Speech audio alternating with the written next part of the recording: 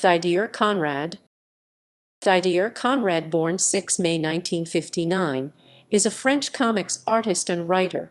Since 2012, he has been the artist of the popular Asterix series. Biography. Beginnings. Didier Conrad was born in Marseille of parents originally from Switzerland. He developed a passion for comics and, at age 14, he sent a page to Journal de Spirou that was published in a page reserved for new talents. 5 years later, in 1978, Conrad published his first comics series in the magazine Jason, written by Mythic. Spirou editor Thierry Martins put him in touch with another aspiring comics author also from Marseille, Yann Lepelletier. The pair hit it off despite having quite different personalities and decided to work together. Spirou years.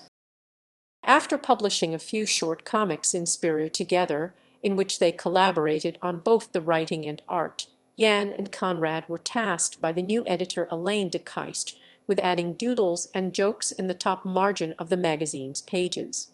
This was generally considered a chore by the magazine's contributors, but Yann and Conrad shook things up by spoofing and sometimes outright insulting the series straight below their work. This caused a controversy at the magazine, during which they were defended by the magazine's veteran artist André Franquin, who felt they were regenerating a now stale publication. The pair was next asked to devise an action series in the style of another Spirou star character, Buck Danny, then on a hiatus. They appeared to comply, teasing a new series to be called Chuck Willies, apparently starring a square-jawed all-American war hero. This character, however, was run over by a jeep in the second panel, never to be seen again, and the series retitled Les Innommables, The Unnamables. Les Innommables was originally written by Conrad, who was busy drawing Jason, and drawn by Yann, but recognizing their respective strengths, they eventually switched tasks. The series broke every possible taboo in a comics magazine aimed at children, featuring violence, sex, and cruelty, and the pair were eventually sacked in 1982. During their period at Spirou, Conrad and Yann both still lived in Marseille and would spend the odd week in Brussels, staying in a guest room in the magazine's building. They later boasted that they would frequently break into the offices at night and read all the internal correspondence about themselves. After Spirou, Yann and Conrad went in search of a new magazine to publish their work and ended up at Circus, a publication recently launched by publisher Glennet.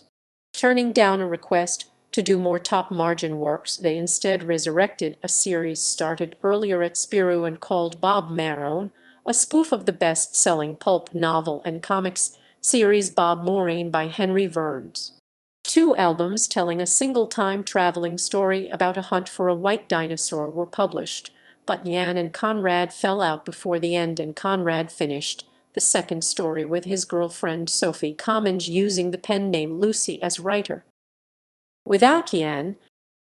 After parting with Yann, Conrad reduced his output and began working with Sophie Comminges, now using her real name, on a new character called Ernest Poildu. 1 album only came out, though a second story was partly published in a quarterly magazine. Conrad published no new album in the second half of the 1980s. The return of Conrad. In 1990, Conrad returned to Dupuis, the publishing house behind Spirou magazine, which had somewhat modernized since the early 1980s and had launched a new album collection called Air Libre, giving authors some editorial freedom.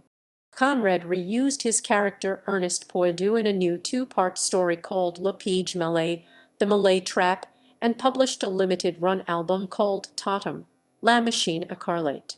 He then produced a new series, titled Donito, The Adventures of a Little Boy Who Talks to Animals, which is set in the Caribbean. For this series, the return of Les Innommables. In 1994, Conrad reunited with Yann to resurrect their now cult series Les Innommables, which had ended abruptly when they were sacked by Spirou. The existing albums were remade and more episodes produced turning the series into a more coherent saga with several successive story arcs, set respectively in Hong Kong, Korea, and the US. The order of the albums was modified several times to fit the original one-shot stories within the saga.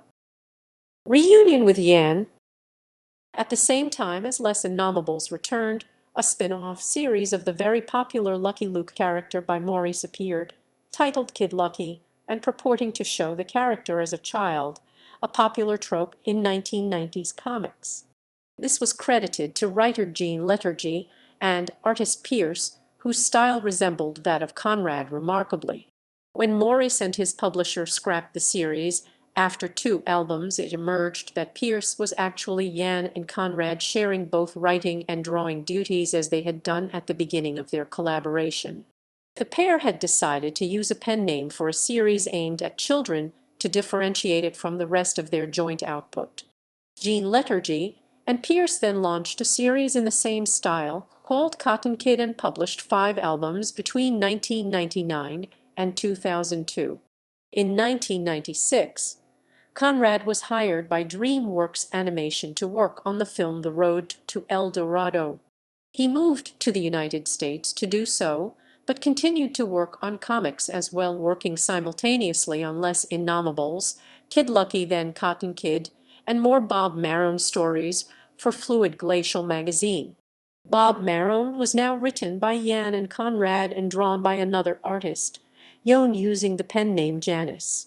Yan and Conrad also created a new spin-off series of Less Innomables titled Tigress Blanche White Tiger, and focusing on the character of Alex Yinfu, a female Shaolin fighter and CCP trainee spy. This prequel series is set several years before Less Innomables at the time of the Chinese Civil War.